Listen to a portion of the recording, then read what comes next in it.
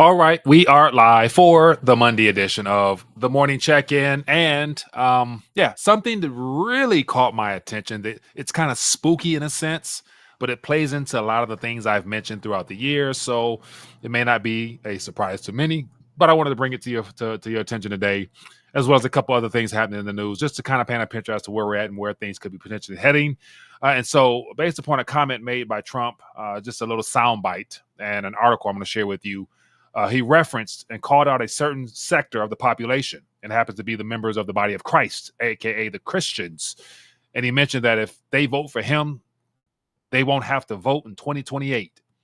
And so, is that a warning of something, or is that wishful thinking on his behalf because of what he believes he can accomplish? So, these are some things that I have that I want to bring before your attention, and of course, get your thoughts. So, as always, I welcome your thoughts and insights on these matters. So, feel free to let me know what they are. And then also, if you guys don't mind, let me know if the audio is coming in well, as well as the video. So I want to make sure I'm streaming on all cylinders here. And definitely going to make this a worthwhile live stream. Happy Monday to everybody. Most importantly, hope you had a great weekend. And this should definitely be a good one. And so we've hit a lot of milestones in 2024, and not such a good way. But then again, it's real life, and we might as well talk about it. So we have all the economic indicators that have signaled that things are not good overall. And then also, we reached a new milestone with the national debt reaching $35 trillion and counting. And of course, there's no end in sight. So could that play into some of the warning that Trump is referring to? And of course, we know what the implications of that might be in the future. It won't be pretty whatsoever. And so, yeah, don't want to make this a doom and gloom, but just want to make this a real talk discussion, sharing with you what's happening and what's being done on our behalves.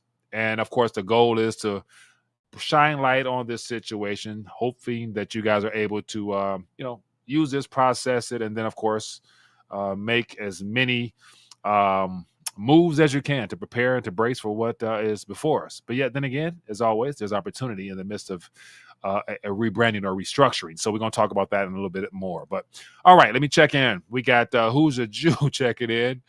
I appreciate you, man. Let me make sure I can read this. Let me make it darker. 1 second here.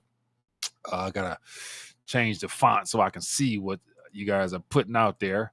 And always, I always encourage feedback as well as insight. So feel free to let me know what you guys have on your mind.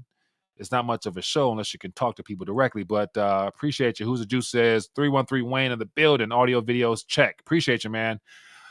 Coming through clear. Appreciate you. All right, man. Jonah checking in as well. All right, a good amount of people checking in, and definitely if you're on Rumble, definitely make sure you check in over there as well. Let me know what's going on over there. And yeah, it should be a good day. But nevertheless, I want to take too much time. I want to get to the stories, share a little soundbite, get your thoughts, and yeah, we'll just see what happens, man. But hope everyone is having a great day thus far. Let's make it work. So before I do that, let me dive in. And as always, give a shout out to my people over at 𝗙𝗢𝗟𝗟𝗢𝗪group.com. And so if you guys have not, and I'm sure if you've been a member for quite some time, you've heard me mention them before, but you never know who might be new. But 𝗙𝗢𝗟𝗟𝗢𝗪group.com is my partners that allow people to take physical possession of their retirement portfolios in a self-directed IRA. And so far, so good, man. A lot of people are just basically heeding the warnings and reaching out and getting their questions answered and making sure that this method is something that's good for them, just because you are responsible for your financial future at the end of the day. And the best way of really realizing that it all falls on you is the fact that out of all the things that you can insure in your life insurance, car, house, anything that's in a physical world you can insure, but you can't insure your retirement portfolio. And so it's always subject to market conditions. So this is a way of being proactive in protecting and preserving what is yours and something that's true, tried, and tested. And of course, I'm referring to gold and silver, as well as a variety of other assets that you can put in your self-directed IRA. So if you're interested, reach out to 𝗙𝗟𝗟𝗟𝗪group. Tell them Mike sent you. Fill out this form right here. They'll get back to you, and you can ask all the questions you need. And as you can see from the information provided here, there's also a number that you can call, and I'll give that to you as well for those who might have interest. Give a call and, yeah, just get your questions answered, man. Get your questions answered so you can make sure that you're on the track to protect and preserve. But anyways, you see on the screen here, 888-521-2448. And just ask questions, man. Get your questions answered so you know what's going on and be better off than the majority. Because unfortunately, the average person don't know about this. And as always, whenever the market corrects, there's casualties. But that's just a part of the business boom and bust cycle that they have dealt with, given us rather. Okay, so let's get into the primary subject, man. So here we are now, a historic milestone. A historic milestone. Let me get this out the way. Where we have our national debt, man. We are slowly but surely climbing to heights that the world, we've never seen these type of figures. Never seen these type of figures in this country. Nevertheless, any type of civilized nation such as the one we have here. And there's no end in sight. And all this red on the screen here ultimately equals a lack of purchasing power now and in the future. Literally, the dollar is being destroyed as they continue to borrow and to ultimately, reshape humanity for the most part. But then again, we know that between now and 2030, according to the things that they, meaning the UN, World Economic Forum, all those entities, the things they're working towards, is designed to bring us into a world that most of us won't, enjoy, not owning things and being happy with that. But what was most concerning was these comments here that I want to get your thoughts on, and then I'll share an article and then we'll move forward. But and again, Christians, get out and vote just this time. Just this time. You won't have to do it anymore. 4 more years. You know what? It'll be fixed. It'll be fine. You won't have to vote anymore, my beautiful Christians. I love you, Christians. I'm a Christian. I love you. Get out. You got to get out and vote. In 4 years, you don't have to vote again. We'll have it fixed so good you're not going to have to vote. All right. Again, so Christian. With that, okay, so a lot of things in that little soundbite, 20 seconds, but then again, it's very concerning on many fronts. And so this is where my mind goes. Is this a warning or wishful thinking in reference to what he knows is coming or what he's working towards? Or is it wishful thinking in the fact that, if he's successful in, and once again, very skeptical, very, pessimistic when it comes to any individual being able to actually live up to the promises that they've, they're using it on their platforms. But once again, wishful thinking in reference to being able to actually drain the swamp. Or I'm not even sure if he's still using that narrative. I don't know, but I haven't followed much of any of these political sound bites outside of things that you can't ignore. But I wanted to find out and get your thoughts on it because I have my thoughts. I have my opinions, and I'm going to lay it out as best I can in a very hopefully civilized and polite manner. But so if he's successful in accomplishing what he believes he can do in the next 4 years, what will still be the need for not voting? And so not being able to vote moving forward would signal that, of course they're using that, the propaganda of like, this could be the end of our democracy, and that's the Democratic side. If Trump wins, that's the end of our democratic, whatever republic, because he's a dictator, all that stuff. Okay, the point, name calling, pointing the fingers everywhere. But we've been voting in this country for hundreds of years now. We've had how many?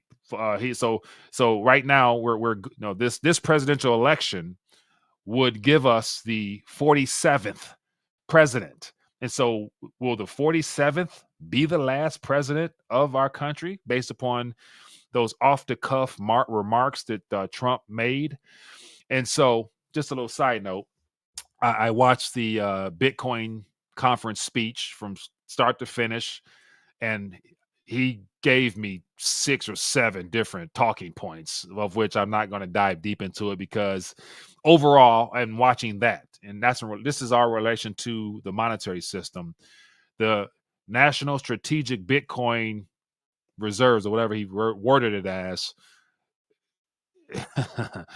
We have a gold reserve that they're ignoring. And so what's the point of having a gold reserve that we supposedly have in Fort Knox and New York Fed if it's not even attached to or associated with our current monetary structure?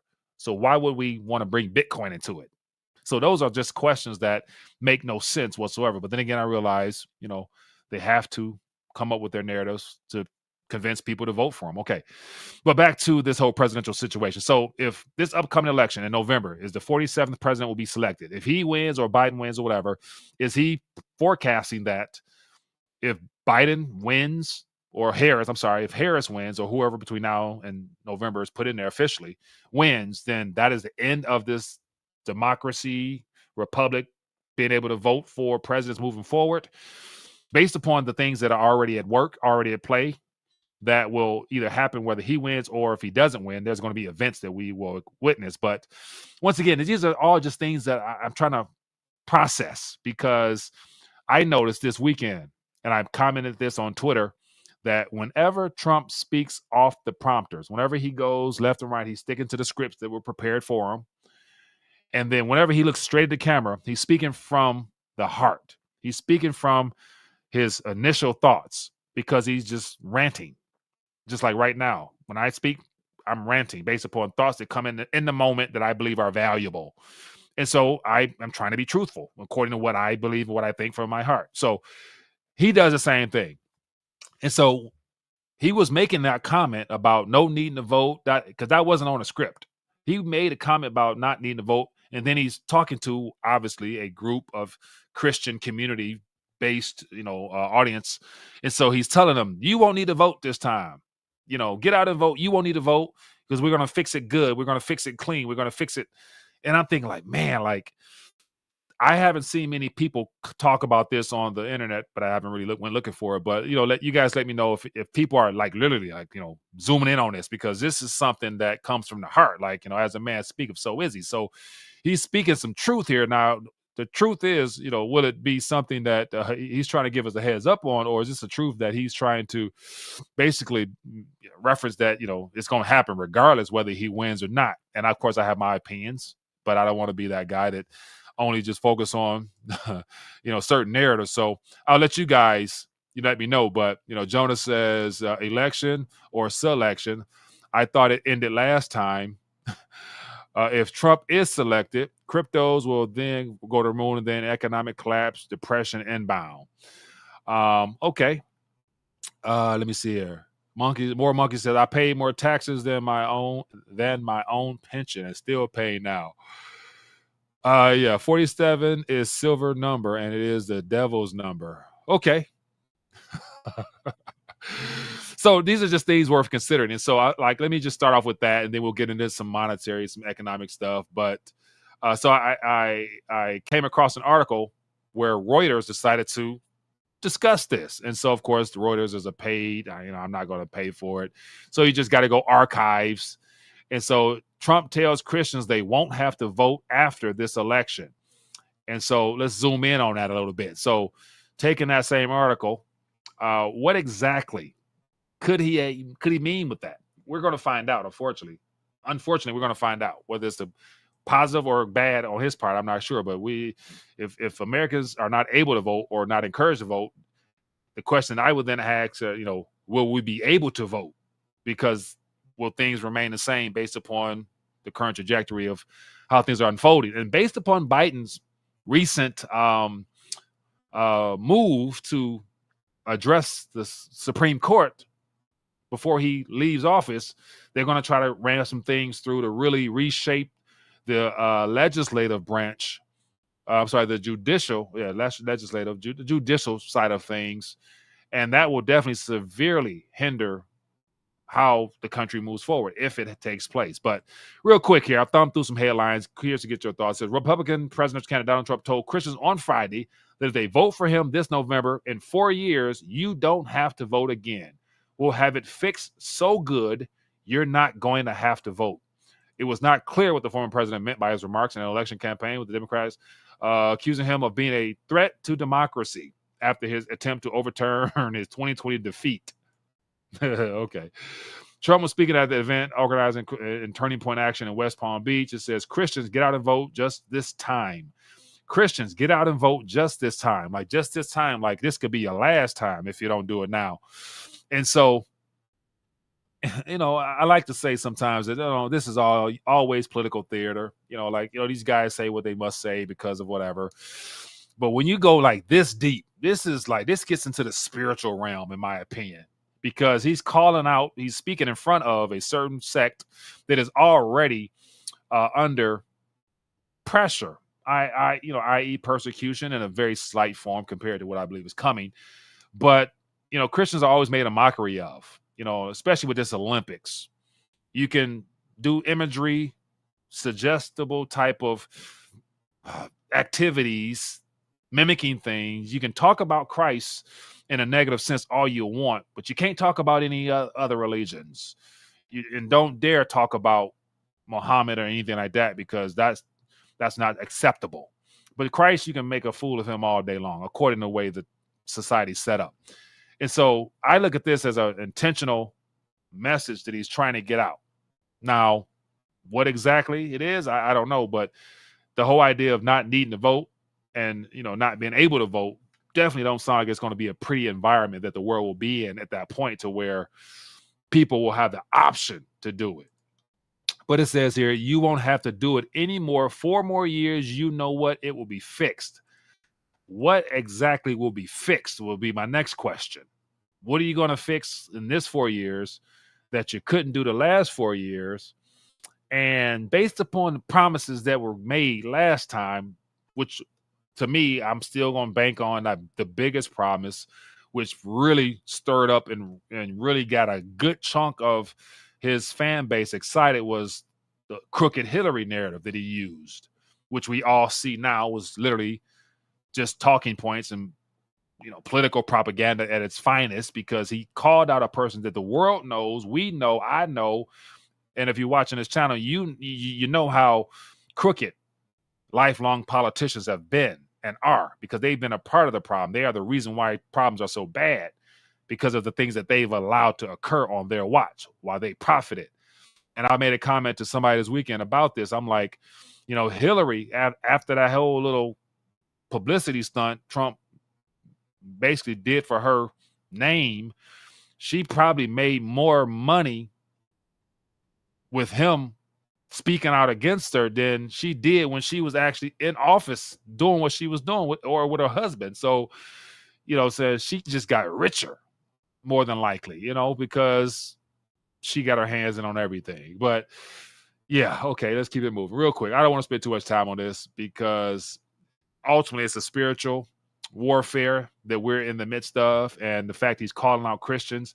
And then from the video that I played, I'll play it again, he said, "My beautiful Christians," and then he said, "I'm not Christian," is what I thought I heard.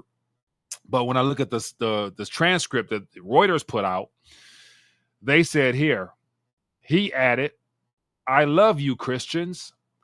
I'm a Christian. I love you. Get out. You got to get out and vote."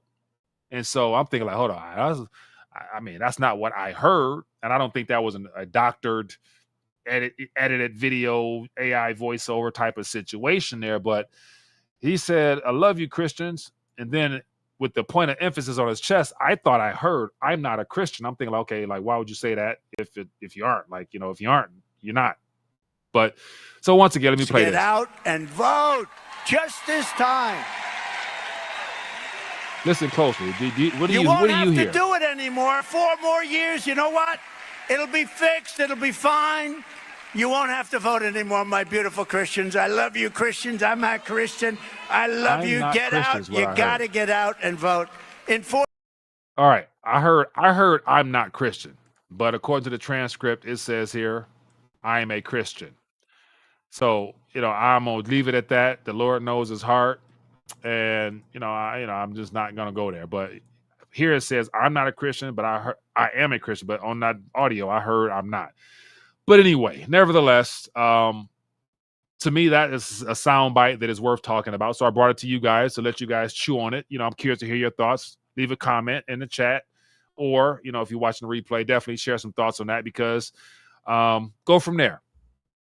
Joe says, I'm not Christian. And of course, that's the whole part of having free will. You have a choice to choose to be a follower of this, what has been positioned as a son of God, i.e. a follower, a student of thought, which is what the whole Christian label is about, a student of thought and a disciple, or not. It's perfectly fine. It's your choice. We'll all find out at the end of this life, whether or not that was the right choice or not. But then again, to each his own. The Lord gives everybody a fair chance to accept and receive. But then again, free will is a gift, and I'm grateful for it. That means we're not robots. We have choice. So keep it at that. Okay, but once again, this is about Trump and his statement. What does he mean? Warning, wishful thinking. Drop a comment, let me know. I would be very interested and, getting your guys' thoughts on that. But once again, so by thumbs up in the chat, for those who've been around for the last couple years, 2020, 2021, as a part of me just sharing my thoughts, I mentioned that 2024 presidential election could be our last. And I remember saying that over and over again, just because based upon where things are heading, based upon where the principalities and powers are trying to, take humanity with the own nothing, be happy narrative, I was like, man, I will be very surprised if 2024 wasn't our last election. And now I'm like, if we actually have a election, whatever you want to call it, and in November, I also will be surprised, given the fact I know we've talked continually on the setup of everything that's being put in place for some type of event, whether before or after, that will reshape the landscape, that will then put our politicians in a whole nother level of power to then begin rewriting the rules. And what better way to rewrite the rules other than taking it to where the Supreme Court has definitely hindered a lot of the agenda of both sides of the aisle, but more importantly, the woke and the radical side of everything. It's, they're not hiding it anymore. And so here we have Biden calls for term limits, enforceable ethics rules for Supreme Court justice. So like he wouldn't favor term limits for Congress, like so that people such as himself couldn't do 50 years in a position of power where we just look at our country, just look at the world. Like, we've been a world power and the world ain't too good right now. We played a major part. Our country played a major part in that. I wasn't even born yet when these cats started all this corruption. But anyway, so here we have this, like this guy bows down, drops out, but he's in a position where he can still call some shots because he's still sitting in a chair, supposedly in D.C. But President, in an op-ed today, no one, including a justice on the Supreme Court of the United States, is above the law, as he called for term limits and an enforceable ethics code for Supreme Court justices and what would be sweeping changes to the High Court and the way it operates. So literally between now and January of next year, he's going to do everything in his power to try to rewrite the rules when it comes to the judicial side that has been the last probably hindrance in the captured political structures plans to strip away our freedoms bit by bit, because he's already violated Supreme Court decisions on not allowing the cancellation of student loans, but he has no regard for that because they went ahead and canceled student loans, which happen to be government assets, indebting the people through education was supposed to benefit them because it brings more tax dollars. But we're beyond the point where tax dollars don't even matter because of the deficit. So why not buy some votes by canceling debt? So definitely Biden or Harris has earned, additional couple million votes because of the debt cancellation. Like, that was like, I scratch your back, you scratch mine type of activity there because somebody's on the hook for those loans. And of course, it would have been the taxpayers that counted. But it says, anyways, Biden is expected to call for changes to the court remarks later in the day at the LBJ Presidential Library in Austin. He's expected to offer his support to a system in which the president would appoint a justice every 2 years to spend 18 years in active service of the Supreme Court. So, in which the president would appoint a justice every 2 years. So, literally, first it was about packing the court, expanding the amount of justices sitting on the bench, but now he's wanting to limit it to 2 years only spent 18 years. I'm not even reading that correctly. Appoint a justice every 2 years to spend 18 years in active service on the Supreme Court. So I'm assuming those justices are just federal judges throughout the country in different states. I'm reading that. That's how I'm reading it. And then giving Supreme Court justices a limit of 18 years rather than their entire lives for the most part. It says additionally, he is expected to call on Congress to pass binding, enforceable conduct and ethic rules that require justices on high court to disclose gifts, refrain from public political activity, and recuse themselves for cases that in which they or their spouses have financial or conflicts of interest. Okay, that right there could be something of interest because, Supreme Court is getting gifts and special deals from certain companies and people. It's not a good thing. So, okay. But then there's some other terms on, presidential candidates who that face prosecution. They can't get off the hook.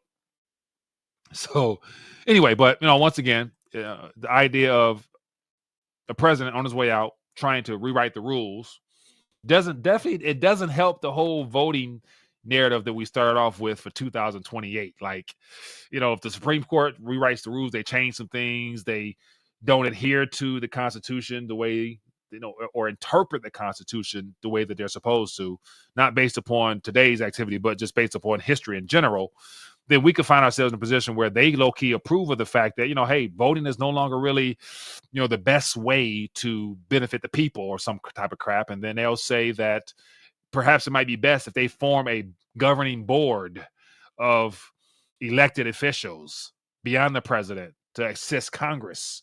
You never know what they can come up with when things are in the process of being restructured, because that's what we're going through. This monetary reset is a restructuring of every aspect of our lives. We're witnessing that. And, just more indications of how Main Street is doing. Just look at the pressure being placed on Wall Street. And what better way to do that other than one of the most iconic fast food chains on the planet that is not doing too well.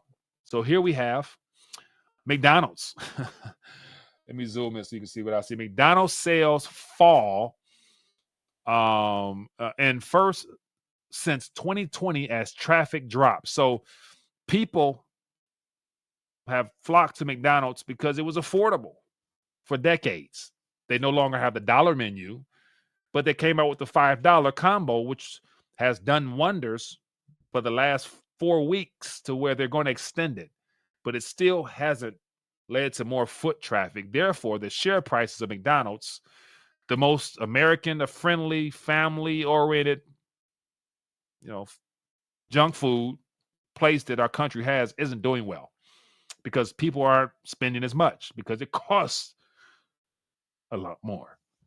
But real quick here, it says McDonald's sales have declines first time since 2020 in second quarter, falling short of analysts' expectation for the modest growth. It says the chain's comparable sales, a metric tracking restaurants over a 1 year, fell 1% from the year prior.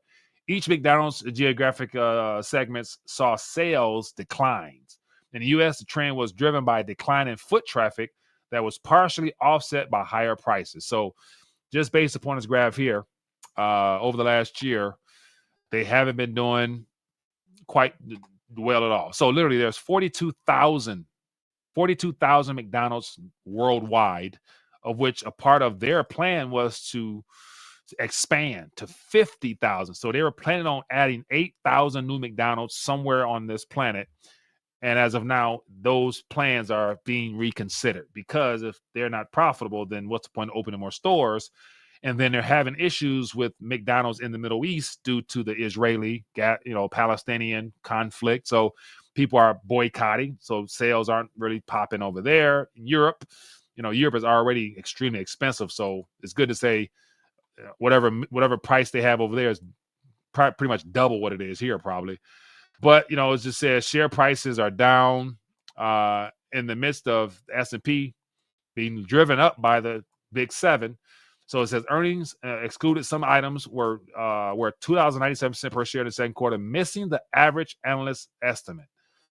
So, yeah, Main Street isn't buying junk food And that's different because that was usually a go-to for a lot of people. So that's an indicator there. So what does that mean? Let's see. Let me get my window up here. Give me 1 second here. Get my window together. All right. So what does that mean here? Just looking, it says here. Let me zoom in 1 second. McDonald's to extend the $5 value meal in most U.S. markets as diners return to chain. So as of now, the last 4 weeks have been somewhat beneficial, but not enough to really make it worth their while. But they're going to extend it in hopes of having a better third quarter for the company. So yeah, just something that tells the true story outside of the narrative they're giving us. And then just some more stuff here. In California, man, they still burning stuff, boy. These brush fires supposedly are wreaking havoc. California park fire tops 350,000 acres, destroying 134 structures. So once again, this is being used under the climate change narrative, but then we know the climate change narrative has factored into all other aspects of our lives with this going green and net carbon zero, all that stuff. But then again, it's all designed to create a whole nother financial structure of taxes for the people that they will make us pay. But anyway, just it's unfortunate, man, that lots of things are being destroyed for the sake of an agenda that most people, believe. And then what else we got here? In Venezuela right now, I've covered Venezuela for quite some time. Haven't talked about it in a minute, but elections results are in, and there's two different narratives coming out of Venezuela. Maduro wanted to jump the gun and say he won, assuming that the Chavista movement will continue on.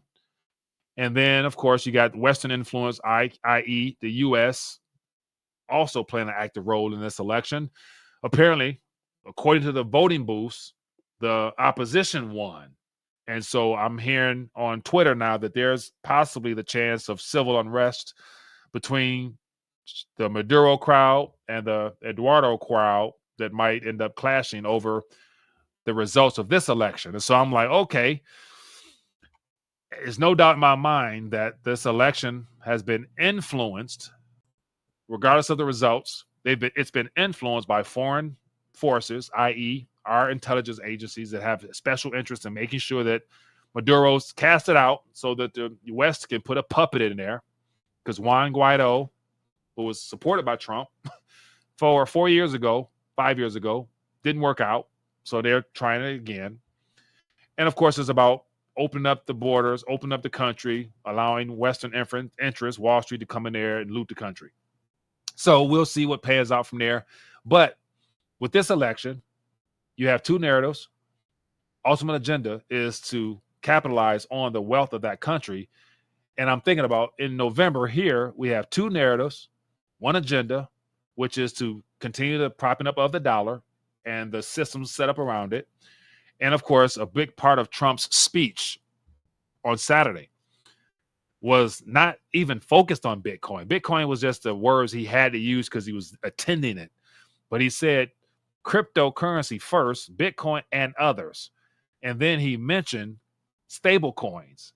And he reiterated, we won't have a CBDC. But I'm thinking like, okay, between promoting crypto, which includes Bitcoin, because it's just a cryptographic ledger, and stable coins, which are dollar-centric ledgers, both of those fall under the CBDC window in a sense, because there will be a controlling force, because he's going to put together a crypto board council, which of course will be Wall Street individuals that will operate on behalf of the sector, which is a valid economy. It's a valid asset class now because that's the way they wanted it.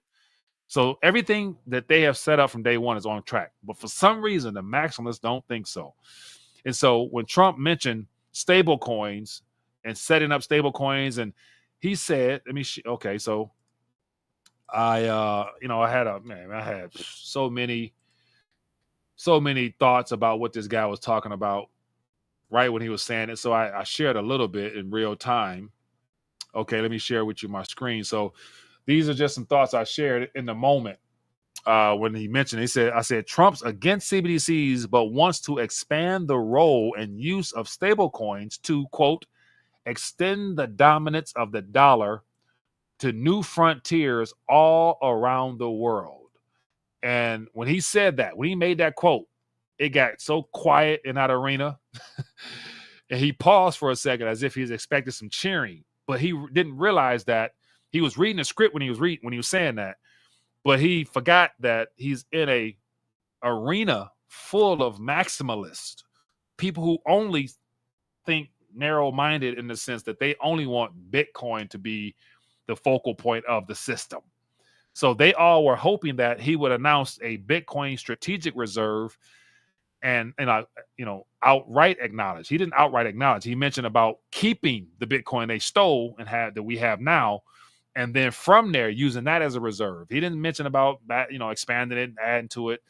Cynthia Loomis, she mentioned some things. It was like, if people don't, and that's the thing, people, they need hope, and Bitcoins give people hope. Okay. But if people don't realize and see through some of the propaganda these people are using against them, then ultimately, at the end of the day, they deserve what will eventually be revealed. And that's where it's like, man, like, question everything, believe nothing, do your own research, and then come up with your own conclusions will be the best approach. Because in this season, when you got all those politicians, you got RFK, Vivek, Trump, all of Wall Street was there.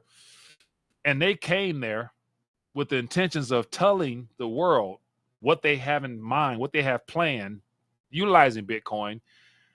And because people have an invested interest in that tech, they're excited because they think their bags are going to grow, which they will grow. But then again, they're doing all of this for a end goal. And so I saw somebody mention about, them creating a Bitcoin dollar. And so with the usage of stable coins to expand the dominance of the dollar, according to the way Trump has been instructed to do, they're going to link Bitcoin and the dollar together. And stable coins and Bitcoin are publicly visible ledgers, which somehow, some way will be captured, because with this council that Trump is going to create, it will then become of national interest to make sure that anything done within our borders has the influence and possible control by that council, meaning that developers and the mining industry for proof of work, in particular with Bitcoin, will be influenced by DC. So anything to do with Bitcoin within our country, once it becomes a reserve asset the way they want it to be, our government will need to be proactive in influencing the direction of the project, because if they put U.S. taxpayer funds through stable coins into Bitcoin, they have a invested interest to make sure that they steer the direction of it, meaning that the consensus will be overwhelmingly ran by Wall Street and DC, which means that as they're preaching, have your own wallet. It's a constitutional right to have your own wallet. That's fine, because they can see your wallet, and then they're going to link your wallet through KYC, AML to you, so that they can see your activity on your wallet and all the other things that will come from it. So literally, if a publicly visible ledger is in control of the same people that is supposed to free us from, then that is a centrally controlled currency in a sense. So you don't need a CBDC because you got Bitcoin and stable coins. And so if everybody has a wallet, they can see what's in the wallet. They know your activity. They will eventually be able to control in some way how and where you can spend it. So long-winded rant, but then again, once again, I'm the conspiracy theorist for seeing what is shaping out quite clearly before our eyes. But anyway, I can go on and on and on, but I'm not. But just wanted to lay out some things that I thought you might be interested in, and in particular for my believers out there.